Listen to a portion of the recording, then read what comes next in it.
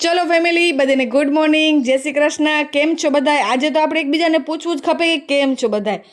તો જો હું આટલા દિવસથી ગાયબ થઈ જાઉં છું એના પાછળ ઘણા બધા કારણો છે. તેમાંથી હું 2 કારણ તમને આપું. ચલો તો જો પતિદેવની ડ્યુટી થોડીક અગડમ બગડમ જેનાથી સવારે વહેલું હોય છે.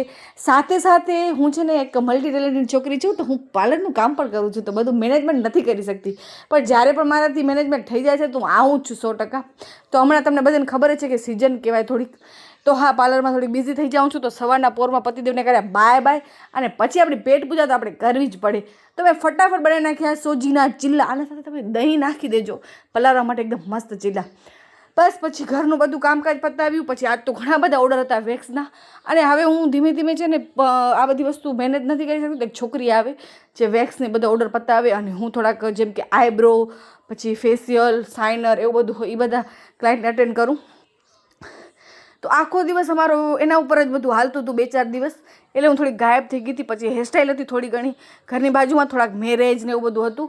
તો મેં કીધું ચલો એના કરતાં તો એક કોઈ પણ વસ્તુમાં ધ્યાન આપવું. તો જો કેવી સરસ મજાની મેં હેરસ્ટાઈલ કરી, તમને કેવી લાગે છે કમેન્ટ કરજો. ચલો હવે રેગ્યુલર આવશું. બાય.